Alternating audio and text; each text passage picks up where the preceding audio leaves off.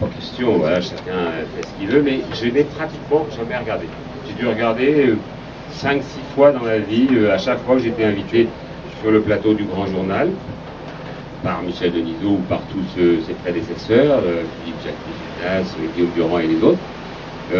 Donc j'ai été obligé de tomber nez à nez avec ma marionnette, mais vous dire que je la trouve très ressemblante, bon, après, la voix, remarquez.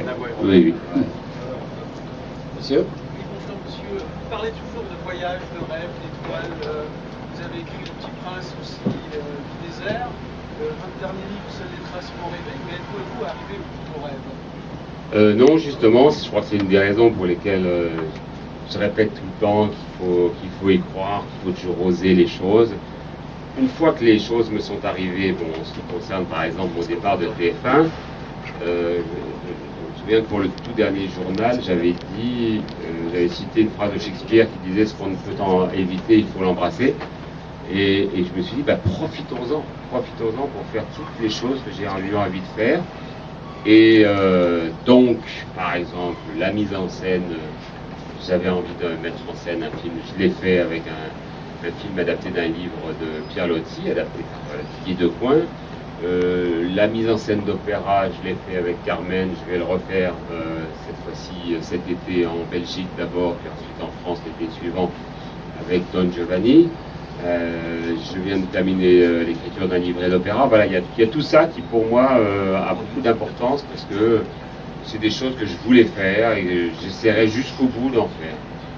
Et je suis sûr que quand je devrais quitter cette terre, j'aurai encore plein de désirs et j'espère avoir ça jusqu'au bout. J'ai tellement vu des confrères qui, dès l'âge de 30 ans pratiquement, étaient blasés, cyniques ou des gens en train de calculer leur point de retraite. Je suis content au moins que ça ne me soit pas arrivé. Mais bon, j'espère que ça va tenir jusqu'au bout comme ça. D'autres questions? Allez-y. Bonjour. La séquence où vous revenez d'Irak avec dans les bagages un gamin, vous pouvez nous en parler? Alors c'était donc c'était peu de temps avant la fameuse interview dont j'ai parlé tout à l'heure avec Saddam Hussein. J'avais été autorisé à venir avec Catherine Gentil faire une série de reportages et j'étais le seul journaliste du monde entier à venir pendant ce moment où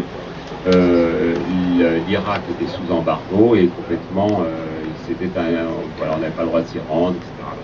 J'avais réussi à avoir un visa de leur part, ce qui était déjà un truc formidable, et je m'étais retrouvé à faire des interviews d'otages français et occidentaux sur place et à faire des interviews de ministres de l'information, enfin bon, un certain nombre de personnalités, mais pas Saddam Hussein.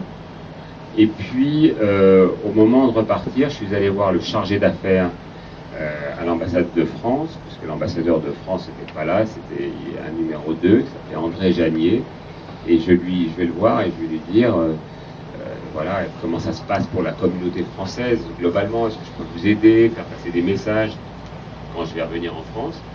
Il m'a dit globalement que ça se passe bien, il y a juste un cas un peu douloureux d'un papa qui se retrouve seul avec son fils de 18 mois. La maman est partie quelques jours plus tôt, juste avant l'embargo et le blocus, et le papa se retrouve juste avec cet enfant. Mais bon, je pense que cette nuit ça va se régler parce que ma femme est partie avec lui à la frontière jordanienne. Donc normalement, comme elle a le statut de diplomate, je devrais pouvoir le faire sortir. Et ben non, parce que les Irakiens ont été impitoyables et ont refusé que cet enfant puisse sortir. Donc l'enfant a fait demi-tour, 6 heures de voiture, etc. Et à 6 heures du matin, on m'appelle et on me dit voilà, la situation est délicate. Alors je sais pas, vous aviez proposé votre aide, que vous envisagez quelque chose. J'ai dit bah moi je pense, comme on est venu en avion privé, peut-être qu'on peut essayer de partir avec l'enfant, mais à condition que ça ne se sache pas. Et j'ai téléphoné au père. Le père m'a téléphoné, je ne me souviens plus, et il est arrivé au moment où j'étais en train de régler ma note d'hôtel avec El Rachid, et on a fait une substitution de bagages. Il m'a laissé son bagage, moi, il n'y avait rien dans mon bagage, et dans son bagage, il y avait un enfant. Et je suis parti avec l'enfant.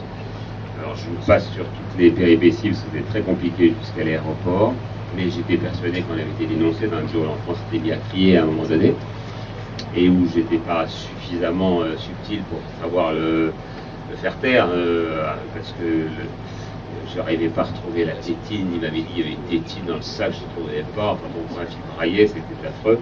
Et j'étais persuadé qu'on avait été dénoncé. Et en effet, lorsqu'on est arrivé à l'aéroport, le chauffeur du car s'est précipité vers des militaires et leur a parlé. Bon, moi j'ai tracé ma route pour revenir à ce qu'on disait tout à l'heure. Et je suis allé traverser à toute vitesse l'aéroport et je suis allé sur le tarmac de l'aéroport où se trouvait le pilote qui attendait. Par chance, il était dehors, donc ça m'a aidé, il est venu vers moi. Je lui ai donné mon sac, je lui ai dit, il y a un bébé. J'avais pas le temps de dire davantage. Et j'ai été d'ailleurs aussitôt rattrapé par des gardes, des soldats qui m'intimaient l'ordre de revenir. Voilà, c'est grâce à ça que finalement, après une très longue attente, on a pu décoller. Et j'étais très heureux d'avoir rendu cet enfant à la liberté. Et il est devenu mon filleul. Vous le voyez toujours? Alors malheureusement, l'histoire a eu un dénouement tragique parce que je l'ai vu pendant 10 ans, puisque j'étais son parrain. Et puis la dernière fois que je l'ai vu, c'était à TF1, à Noël. Voilà, je lui ai offert des cadeaux. Et puis après, quelques jours après, ils ont eu un accident de voiture et cet enfant, Florian, est mort. La mini-croisière se termine, vous allez pouvoir faire dédicacer les livres à Patrick, et donc merci pour votre information.